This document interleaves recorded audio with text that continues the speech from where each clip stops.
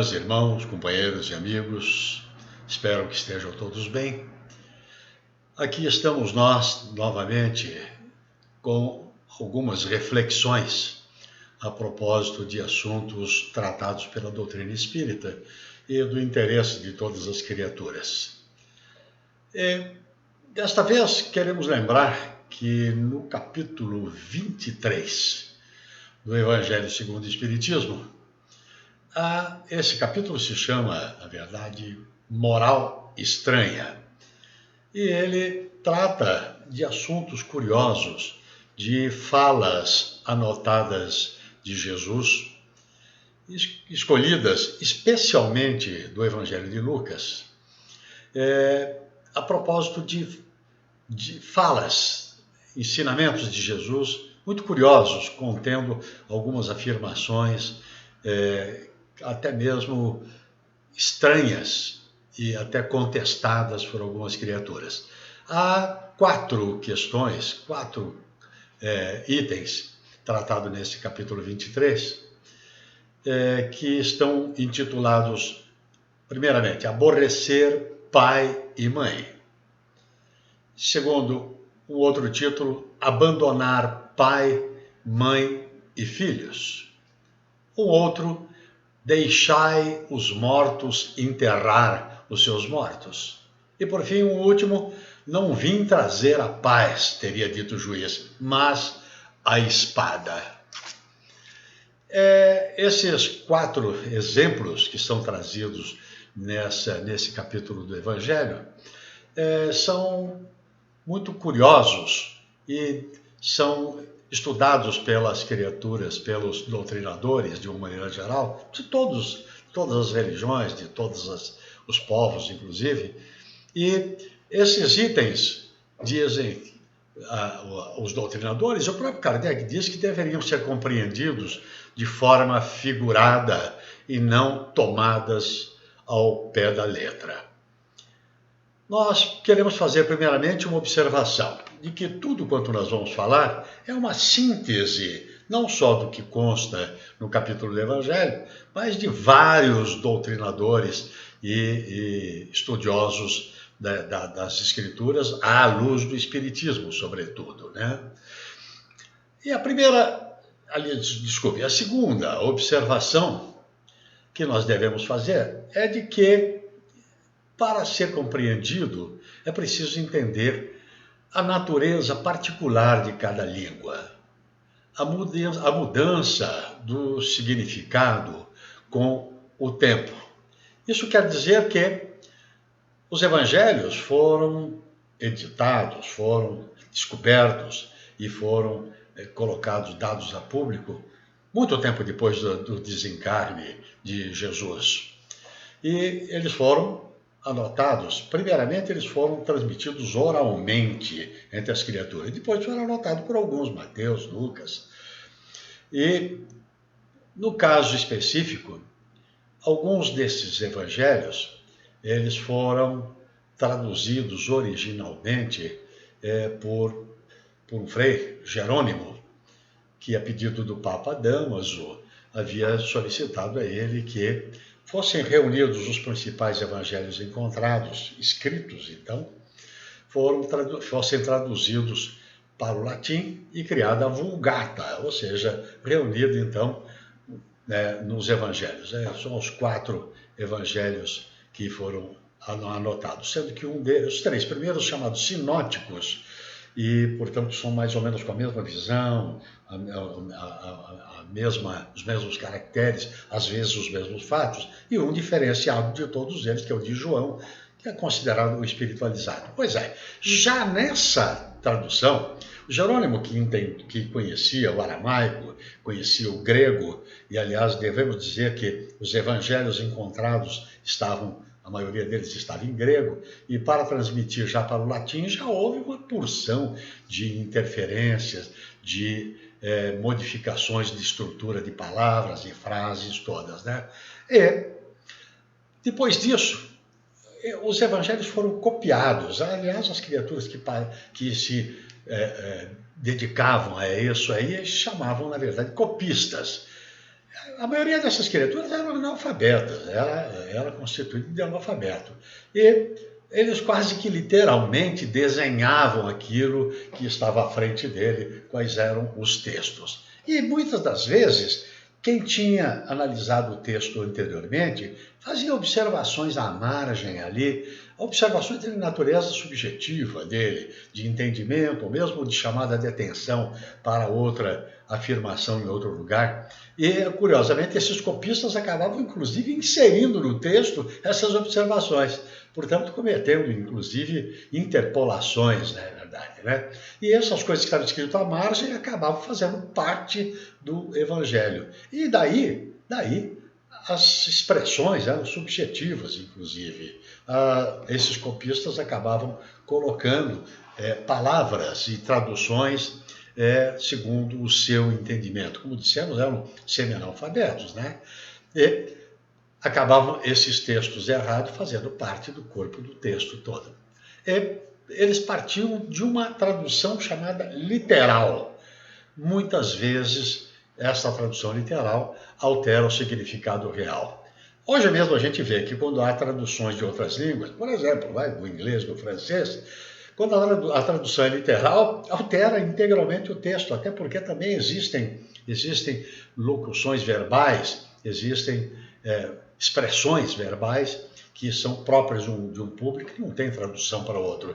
A gente ouve muito a queixa de ingleses e de franceses e de alemães e de espanhóis em traduzir textos do português para a língua deles, porque o Brasil, aqui no nosso português, aqui do Brasil, ele é muito, muito mesmo aivado de expressões próprias daqui, identificadas. Muito bem, acho que partindo dessas premissas que nós formulamos, de que as interpretações que nós vamos falar são de doutrinadores e estudiosos do Espiritismo, e que a natureza particular de cada língua e os erros de tradução foram muitas, são milênios, na verdade, milênios de traduções que foram feitas e cada um colocando a sua maneira, inclusive de interpretação, podem levar a erros, até porque, repetimos, esses 4 exemplos que nós vamos cuidar, eles têm muito a forma figurada e, portanto, não deve ser tomado ao pé da letra. O primeiro deles é uma afirmação de Jesus, e nós dizemos que essa afirmação foi traduzida oralmente, originariamente, e depois traduzidos pelos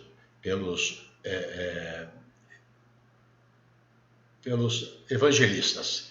E, portanto, eles, às vezes, até mesmo colocaram a sua maneira de colocar as coisas. Então, Jesus teria dito, se alguém vem a mim e não odeia seu pai, sua mãe, não é digno de mim. A curiosidade desse pedaço, desse trecho aqui, está exatamente na palavra odiar. Se nós pensarmos nessa palavra, odiar, dentro do significado moderno, do significado do termo hoje, a frase não faria muito sentido, pois ali nós não encontraríamos a forma bondosa, fraterna, amorável com que Jesus ensinava.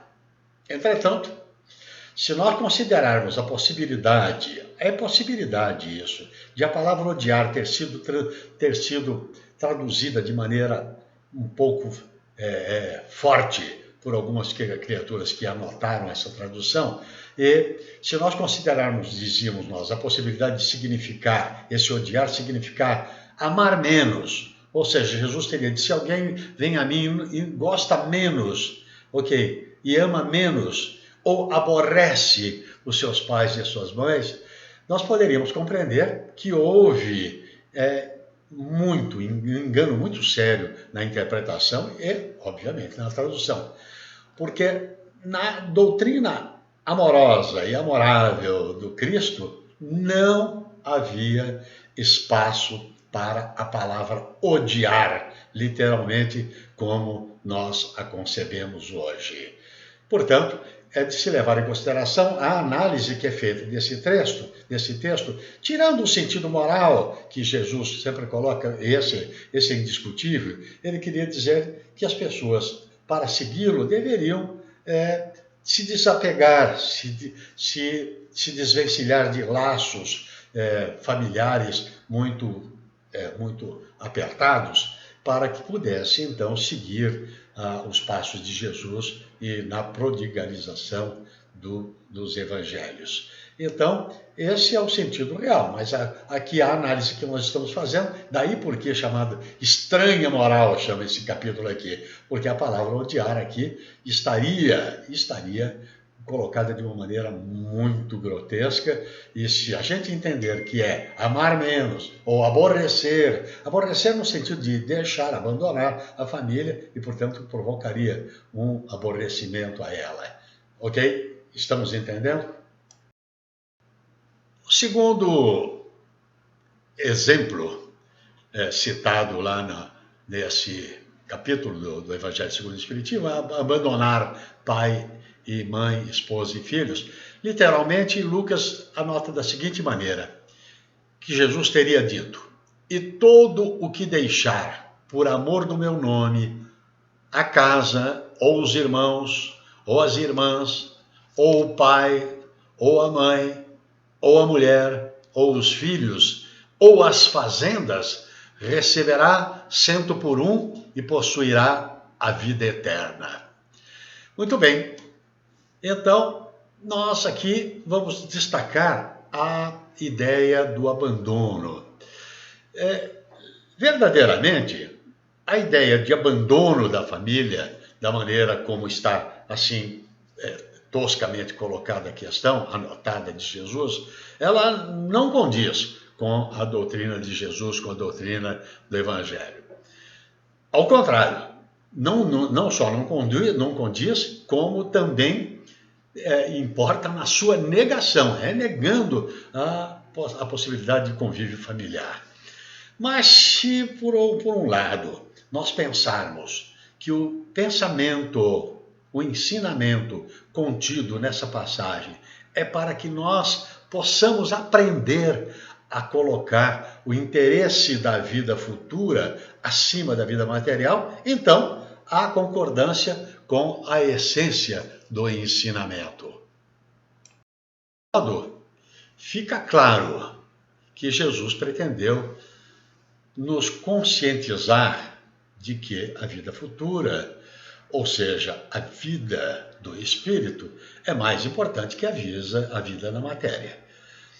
É interessante notar que existe mesmo a necessidade de separação das criaturas para o progresso, não é verdade? Não ficarem jungidos, principalmente naquela época em que os núcleos familiares eram muito arraigados e muito ajuntados em si mesmo. Então, é preciso levar em consideração que muitas das vezes essa separação é absolutamente necessária para, inclusive, haver a conjugação de novas uniões entre criaturas de tribos, de locais, de aldeias diferentes, não é verdade? Então, quem poderia condenar o filho ou a filha, está lá escrito inclusive no Evangelho, isso aí, que se separam de seus pais para o casamento. Se separam para ir casar. Quem que pode condenar isso? E ainda lá uma outra afirmação. E o que dizer? O que dizer dos filhos que deixam suas famílias para defenderem o seu país? Emmanuel, no livro Fonte Viva, na lição 58, diz, referindo-se a essa passagem especificamente, que quando fala em abandonar, ele diz renunciar. É uma renúncia pessoal, renúncia de convívio entre as criaturas para ir para um objetivo maior, um objetivo melhor, segundo a conceituação dele. E ele, Emmanuel, exemplifica dizendo que, vamos abrir aspas para o Emmanuel, se teus pais não procuram a intimidade do Cristo, renuncia à felicidade de vê-los comungar contigo, o divino banquete da Boa Nova e ajuda teus pais. Desculpe, ajuda teu país. Lembra ele de que renúncia com Jesus não quer dizer abandono, mas expressa um devotamento, pois ele próprio, esquecido por muitos, relegado às agonias da negação, referindo-se a Jesus, às agonias da negação, sentindo as angústias do amor não amado, não se afastou do convívio de seus discípulos. Volta e diz confiante: eis que estarei convosco até o fim dos séculos. O respeito pelos mortos, portanto, não deve se prender à matéria, mas se realiza pela lembrança do espírito ausente. Falando de mortos, vamos para o item seguinte, o terceiro exemplo. Jesus teria dito, anota Lucas: deixe que os mortos enterrem seus mortos e você vá e anuncie o reino de Deus. Essa passagem é aquela em que uma pessoa pergunta se poderia seguir a Jesus. Jesus diz que ele abandonasse tudo e o seguisse. Ele diz: você poderia, estou usando as minhas palavras, você poderia esperar que eu vá enterrar meus pais? E aí Jesus teria dito: deixe que os mortos enterrem seus mortos e você vá e anuncie o reino de Deus. Pois é, uma expressão muito forte realmente, né? É difícil, é muito difícil realmente para nós imaginarmos que Jesus censurasse um filho que queria cumprir a sua obrigação de piedade filial para com os seus pais, portanto. Qual então o sentido desse ensinamento? É a pergunta que fica no ar. Respeito pelos mortos não pode ficar circunscrito à matéria. Até porque nós sabemos que os mortos que aqui estão à nossa frente são corpos materiais e há um espírito que ocupou esse corpo e que pode já estar, inclusive, em desprendimento, já indo para a sua etapa espiritual, portanto, para a sua evolução. E a verdadeira vida é a vida do espírito, que está livre do corpo físico com a morte. A morte do corpo físico, a falência do corpo físico, provoca necessariamente o desligamento do espírito.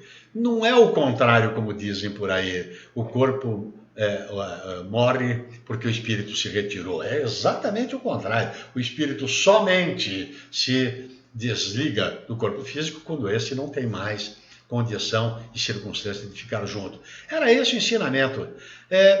E nós observamos que os espíritos dizem que o sofrimento pela perda de um ente querido não nos permite perceber que o tempo para o cumprimento da encarnação se encerrou. Portanto, aquele espírito já cumpriu com o seu papel de ocupação na matéria e, portanto, ele se encerrou. O prisioneiro, diz lá uma figura utilizada no Evangelho, o prisioneiro que cumpre pena não é solto. O prisioneiro que não cumpre pena é solto. Veja só, é uma figura de metáfora para mostrar a colocação relativamente a esse assunto. Portanto, fica claro nessa passagem que o respeito pelos mortos não deve se prender à matéria, mas se realiza pela lembrança, pela maneira de recordação do espírito ausente, pelas suas atitudes, pelos exemplos deixados, pelos seus caracteres e por aquilo quanto ele pode nos ensinar. Esse é o ensinamento que resta nesse exemplo aqui. No quarto exemplo e último que nós vamos analisar, é aquele anotado por Lucas, que Jesus teria dito: não vim trazer a paz, mas a espada. Vamos literalmente ver a anotação feita. Agora nós vamos ver uma anotação um pouco menor feita por Mateus, mas no mesmíssimo sentido. Diria Jesus: não julgueis que vim trazer a paz à terra. Não vim trazer-lhe a paz, mas a espada. Porque vim separar o homem contra seu pai, e a filha contra sua mãe, e a nora contra sua sogra. E os inimigos do homem serão os seus mesmos domésticos. Muito forte esse ensinamento, não é verdade? E ele se refere, nesse caso, ao resultado que adviria do estabelecimento de sua doutrina. Toda ideia nova, toda doutrina nova, todo ensinamento novo, ele enseja uma conturbação de interpretação e há muita celeuma, muita discussão e acaba tendo até muita inimizade a respeito desse assunto. Vamos ouvir Joana de Ângeles nos dizendo, no caso da estranha moral, que Jesus veio como uma espada para separar a mentira da verdade e separar a posse violenta da conquista honrosa. Nos lares, diz Joana de Ângeles, veio para derrubar as construções rígidas do egoísmo, do patriarcado sombrio, do orgulho de clã e de raças, que a espada veio ferir fortemente a ignorância, o orgulho, os preconceitos de cada novo adepto, com lutas íntimas pela não aceitação por parte dos entes mais queridos da nova escolha feita. Nós dizemos que o exemplo disso foi Paulo de Tarso. Ele foi rejeitado pela família e tido até sido como louco pelos antigos companheiros da tribuna. Não esqueçam que ele era um rabi, e que, portanto, ele abandonou tudo para ir pregar os ensinamentos de Jesus. E, portanto, nós trazemos à baila assim, esse exemplo dele, que acabou pela espada do ensinamento, cortando o liame com os antigos princípios e preceitos. Queridos, a doutrina de Jesus não trouxe mesmo a paz, pois surgiram opositores ferrenhos ontem e hoje, da mesma maneira que os detentores do poder, os exploradores da credulidade geral, os usurpadores de bens e de recursos, os perseguidores dos ideais de elevação humana, dentro dos próprios lares, inclusive. Entretanto, os maiores opositores estão no íntimo de cada um de nós, interiormente. Os maiores opositores estão dentro de nós. São os mais difíceis, nós dizemos, de remover, pois é necessário a espada da decisão para superá-los e deles nos libertar. É verdade que Jesus separou pais e filhos, cônjuges, irmãos, por fazerem oposição à decisão daqueles que se entregaram às transformações morais, mas também os transformou em ponte para tocar outros corações pelos exemplos que dão ainda hoje. Lembram-se que há uma passagem, inclusive, que os irmãos de Jesus disseram que ele estava mal do juízo, estava louco, e foram lá para arrebatar, inclusive, quando ele estava no meio das criaturas fazendo uma pregação. E ele mesmo, então, portanto, os irmãos mesmo tinham não compreendido e ele precisava da espada do ensinamento. O que ele disse naquele instante? Quem são os meus irmãos? Quem é a minha mãe? Uma espada de entendimento que não era para ferir a mãe nem ferir os irmãos, mas era para dar um ensinamento de que ele era literalmente irmão de todos os sofredores, de todas as criaturas que estavam à busca de consolação. Muito bem, irmãos. Para concluir, nós vamos afirmar que a nova e chamada estranha moral acabava minando as bases do status quo dos poderosos, como ainda hoje. Ocorre ainda hoje isso mesmo. Morto Jesus, desencarnado Jesus, estaria morta a ideia. Mas Jesus sabe que a paz virá, que a fraternidade se consolidará através da fé esclarecida, não a fé que é cheia de dogmas e nem nada. Por isso, ele prometeu e cumpriu, enviando-nos o Consolador, o Espiritismo, que é o Consolador prometido. O Espiritismo, mas isso é sem orgulho e sem vaidade dizendo isso, é pelo entendimento, pela luz da razão, para entender que o Espiritismo veio não revogar a lei como Jesus fez, como Jesus havia dito, que não revogava os princípios e preceitos das leis antigas a ele, mas vinha manter aqueles ensinamentos morais. A mesma coisa agora, o Consolador, o Espiritismo é mantido para nos ensinar o que ele não pôde fazer antes, porque a época não permitia isso, o entendimento das criaturas não permitia. Por isso ele acabava falando por parábolas e com isso conseguiu fixar entendimentos de ordem moral. Então ele não pôde fazer isso antes por causa do nosso pouco entendimento e para nos lembrar daquilo que já nos havia ensinado e que por causa do nosso egoísmo e orgulho acabamos esquecendo. Essa é a razão pela qual nós estamos trazendo esse capítulo, a estranha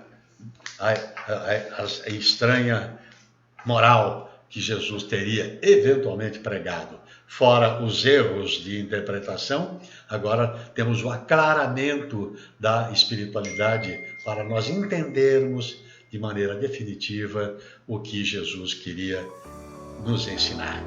Fiquemos todos na paz e até uma próxima oportunidade.